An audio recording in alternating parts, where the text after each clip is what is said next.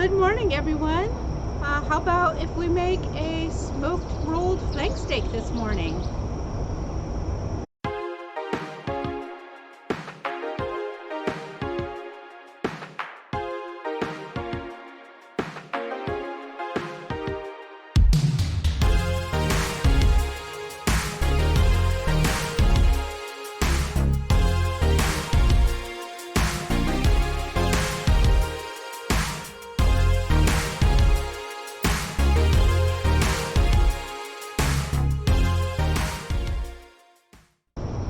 Good morning. Welcome to the Radical Geek YouTube channel. I thought we would put some meal prep together this morning before it becomes just way too warm to cook. Plus, we're having random power outages here in Ohio, some places much worse than others. Fortunately, I still have electricity, so I thought we'd better get something set up before maybe that becomes not an option this afternoon.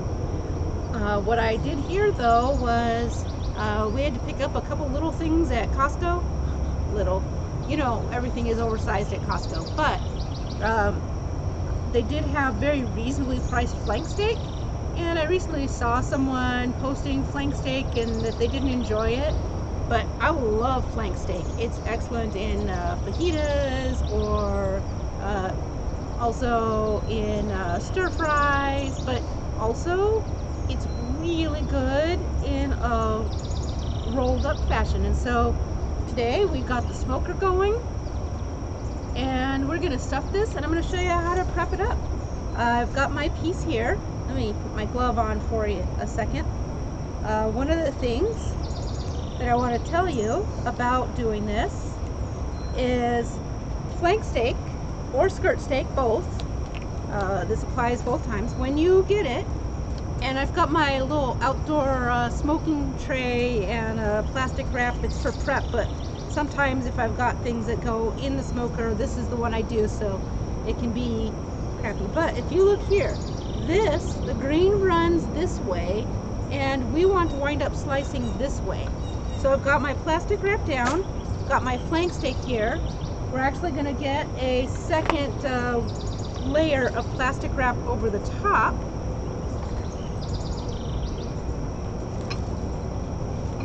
Maybe, yes. And you know, it's a little fat for rolling up, and we're going to just give it a nice little pound. You move it over here, see if we can't dampen that sound a little. Probably not. But if you have this nice little hammer, there we go. It's still pretty bad, isn't it? But you just want to smash it out.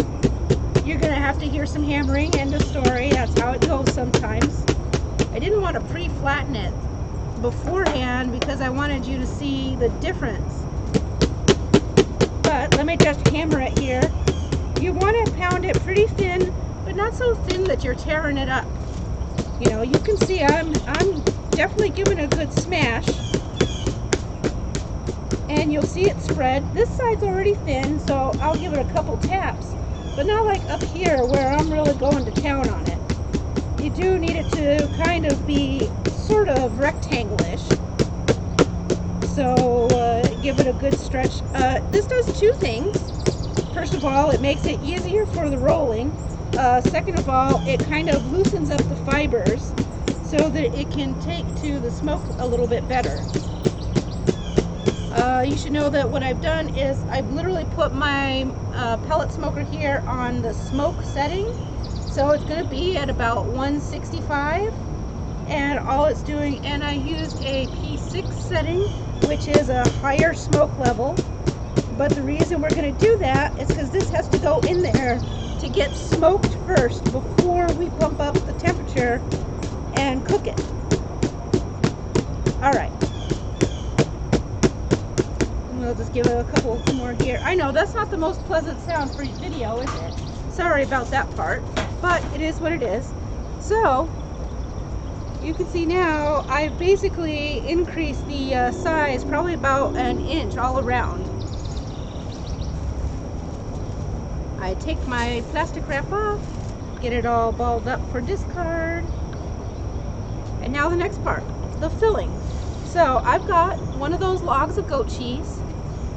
In here I've got a shallot diced up and 4 cloves of garlic that I've minced.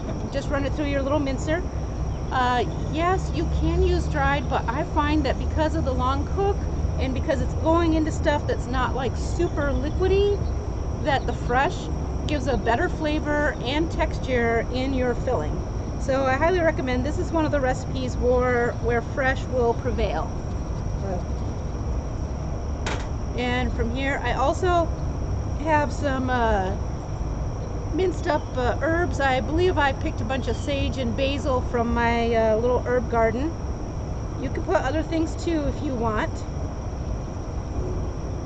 The other thing here is then I also have 1 serving of sun-dried tomatoes in oil and about a half a teaspoon of the oil from the sun-dried tomatoes. Don't let that freak you out, because it does sound like a lot of carbs, doesn't it? You're like, man, first of all, that's a lot of goat cheese, plus a whole serving of sun-dried tomatoes is like 4 to 5 carbs, you know, and a whole shallot. And then I'm also going to use spinach. Geez, Maitreya, is this even keto?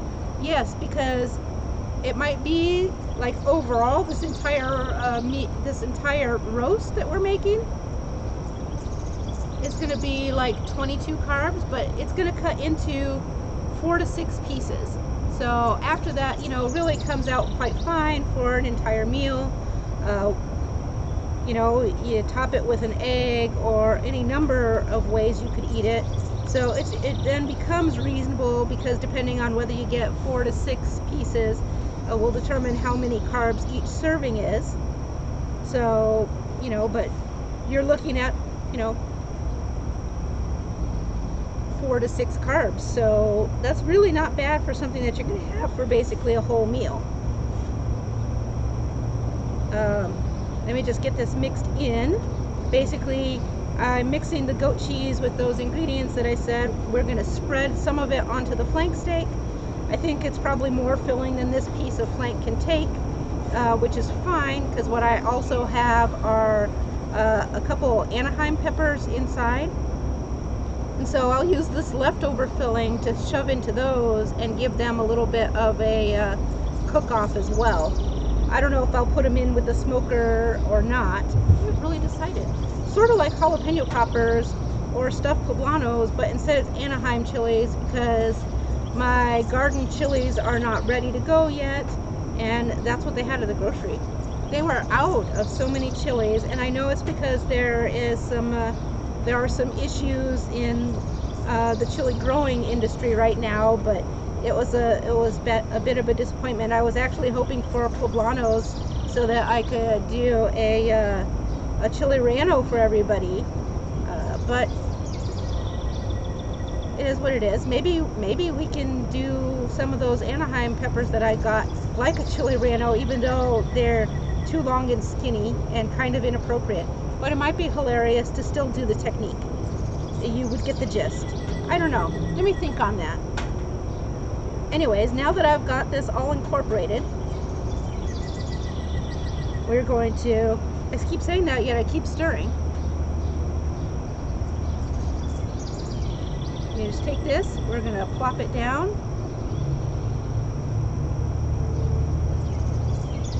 Give it a nice little, and like, don't be chintzy. You want it to be pretty well filled, and because we're going to squish this around. You know, that's and it's going to coat a lot of this. It's goat cheese, so even though we have the spatula, it's actually easier to press it down into place. Get a nice feel.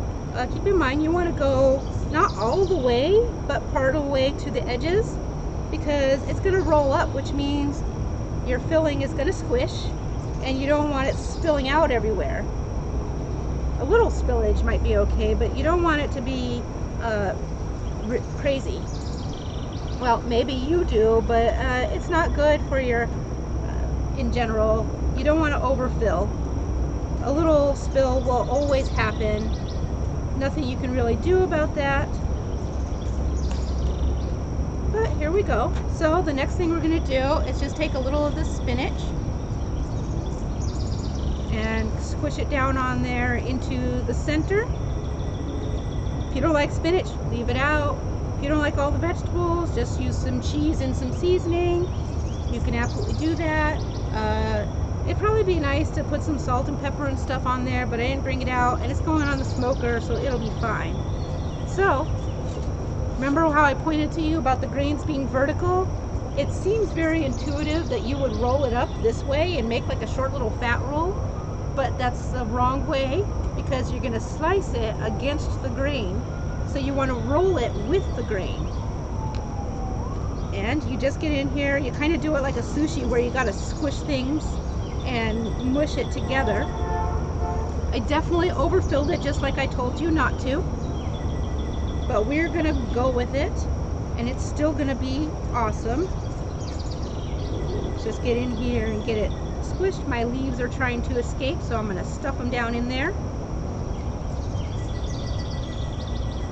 So anyway, so I hope that, why don't you guys tell me on the weekend kind of, on the weekend, what kind of things you guys do with things like a flank and skirt steak. I'd love to see that in the comments. Maybe there's recipes you want to see. I definitely overfilled it. My flank steak's not even wanting to roll and close, so we're gonna force it. And that's okay. It's all right. It's gonna come out anyways. There we go. We just give it a good tug. And we're gonna fix this right now anyway, sorta. I say that, but we're not really gonna fix it. We're gonna let it leak out is what we're gonna do. We'll give it another smush. The next step to this, yeah, so let me know what kind of things you do when you make dishes like this. What other things you use flank and skirt steak for besides the fajitas and things that I talked about. We've done a marinated stuffed flank before.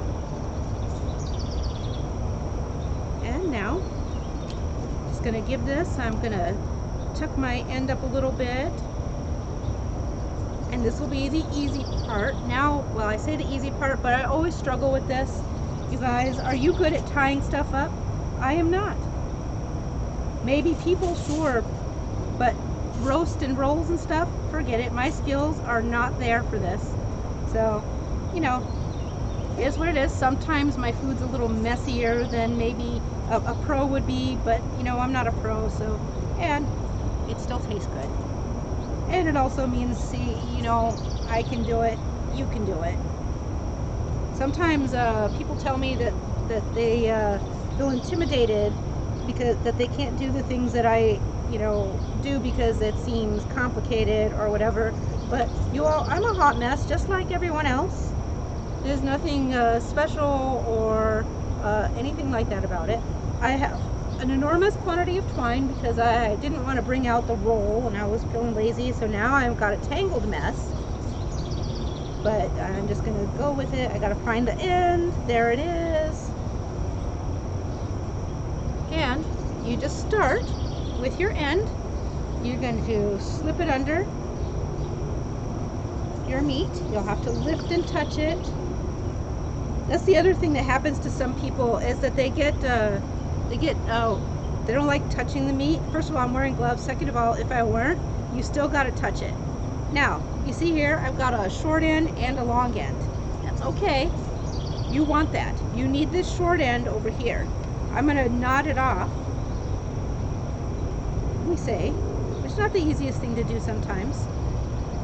So, and then we're going to start the next piece. So I grab this, you reach it through, and you're going to have to get rid of this saran wrap so that it can slide around. That's why I put a tin foil here too. Discard. So you got this, you bring it, you're going to slide your string underneath. And this is the hard part, but I'm coming up back underneath, and now I've got too much twine, so I've got to pull it all through. I don't know what we're doing here. I probably should have cut it shorter, but we might use it. So that's what creates your little crisscross. And now you can give it a good cinch. And remember how I said things were coming loose? So now I can pinch up my meat, grab it, do myself my thumb here to hold the twine, wrap it around, bring my rope underneath, twine, you know what I mean. Got caught up there, and that's okay. You just keep pulling it through, so you've got another little truss. Go, and you give it a good squeeze. Now it's all nice and tight.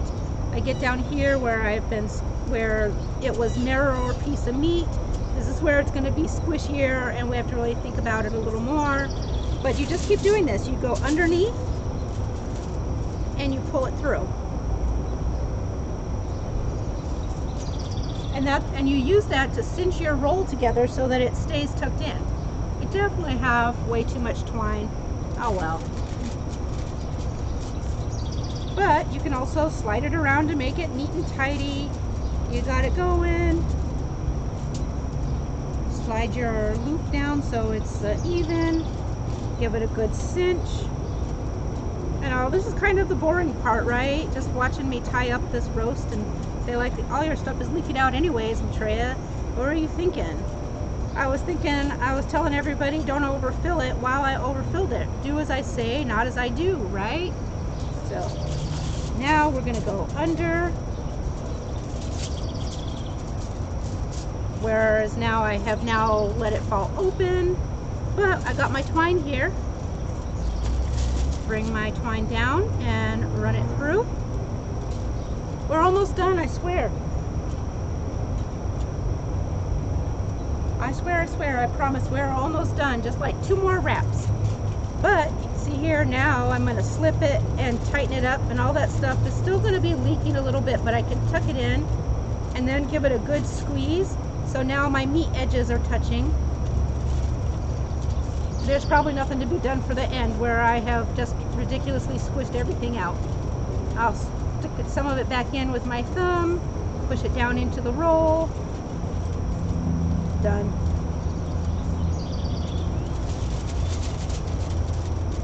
And we come back underneath one more time, and then I'll show you what we do here to finish it off.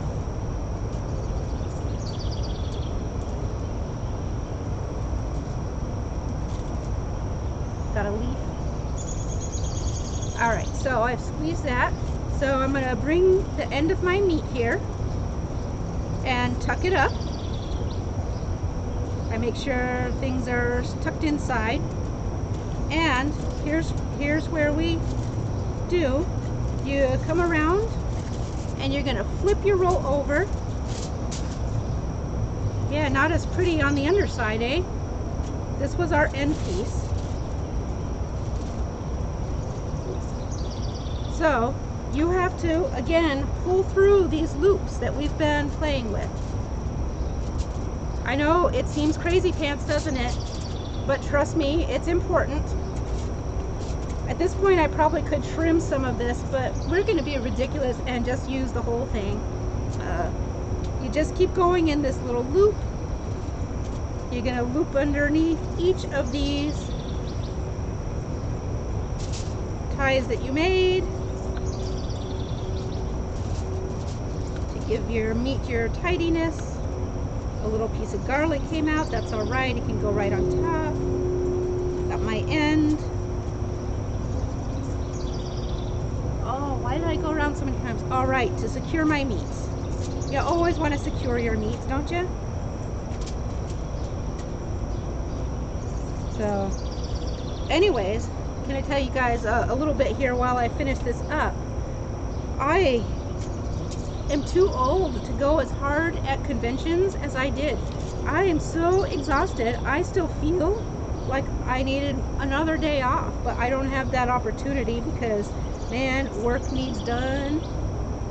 It was like, I don't know what was going on, but it definitely needs done. So it is what it is. It's not so bad. I don't know what I did there, something wrong. I went the wrong way. So, but easy, when you screw up, you just loop back around and make a little knot. No biggie.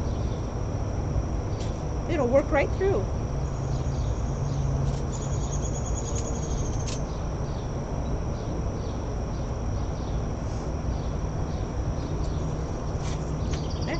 gonna just give it a nice little knot here. Oops.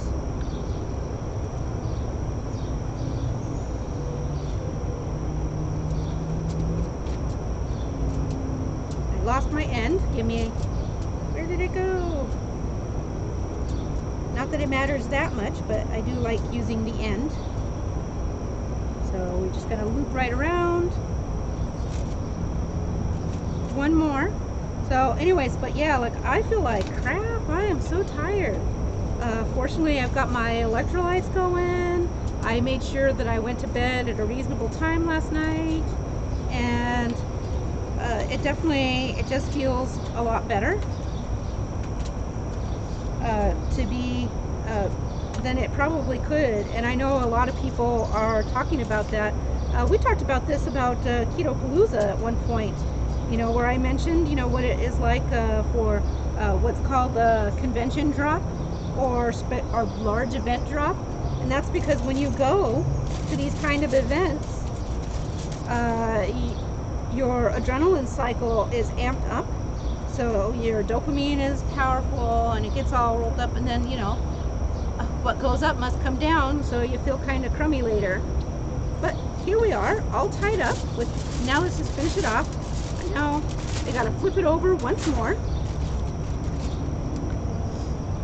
And we're gonna wish that I had actually remembered to bring my scissors out, but I did not, because I am a fool.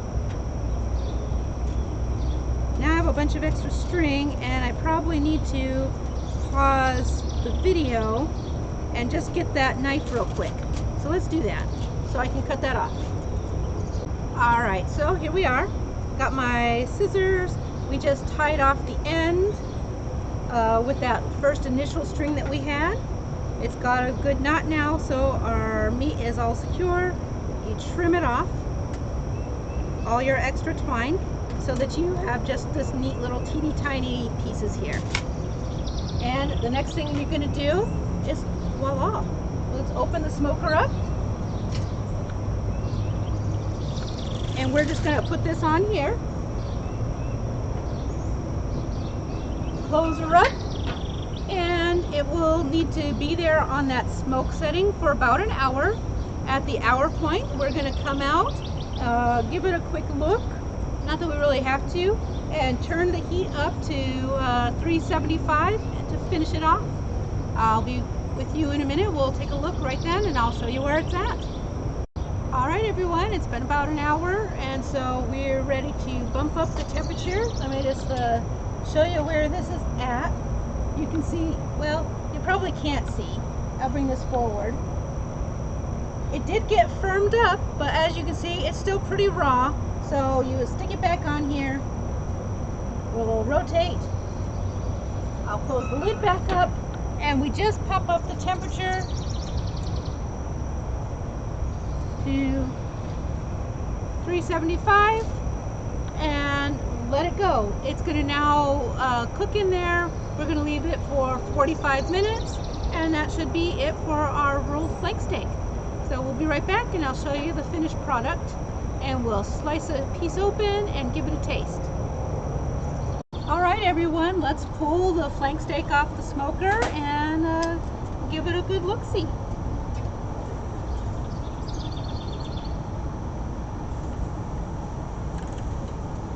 Go ahead and cut the power. It looks fantastic.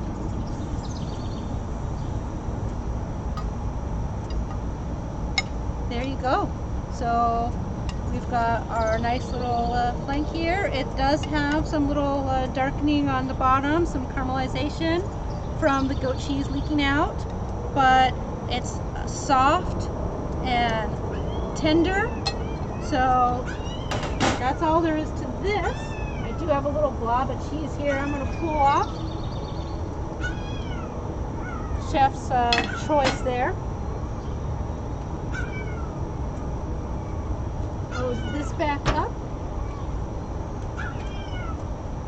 and we will now, all you do is you got to get in here and undo the truss, which is it's being stubborn here. There we go. Get this to pull off a little. it does take a second, and it's hot. So you just need to...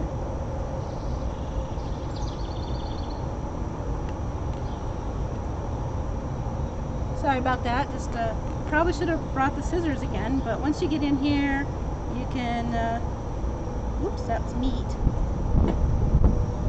Get a good yank on it.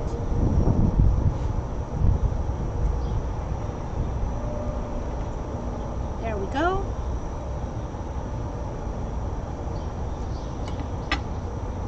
Got a little tug and pull.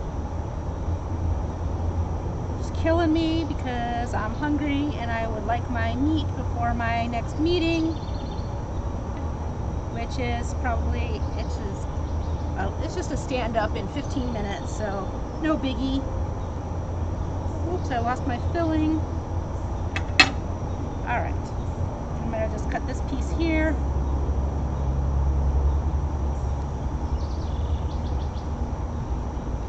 I say I'm going to cut this piece here, but I'm obviously having a struggle.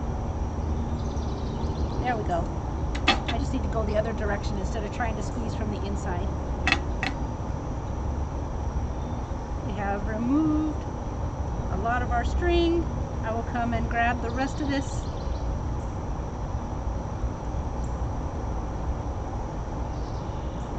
I will get this last final piece in a minute, but I want to take a second here, cut this so that you can see the inside. Just wipe my hands here for a second, not my trusty towel.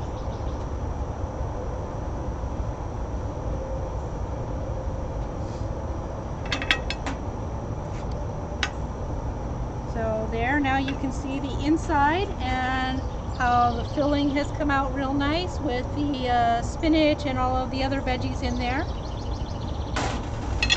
Cut ourselves a nice little slice off. It'll easily be 6 pieces. So right on target, where I was saying we'll wind up at about 4 carbs a piece.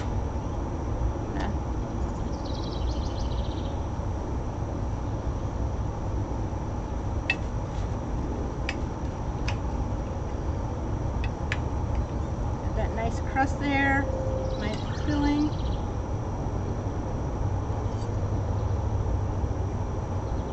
Sheer delight. Now, if you're good and you pound your meat out a little bit more than I did, you can get like a nice little spiral. I am happy with this. You can see it's got like the filling right in the middle. Probably not quite going to get it with the sunshine, but it's got the nice little ring. It's a nice medium rare. So really perfection. And get me a little piece here right off the middle. The other thing I can tell you is with the filling, man, it just slides right apart. I hardly had to cut. Is a lot of people do put down before they put the cheese a layer of like prosciutto. You could also crumble up bacon into your goat cheese. You can wrap the outside of this with bacon and that would be fantastic. So yeah, the opportunities are endless. You can,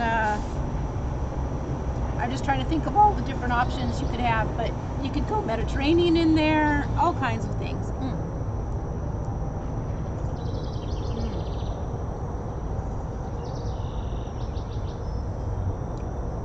It's so soft and tender. Really, really good. So I highly encourage you to give it a try. And so there you go. That's your smoked flank steak. Have a great day.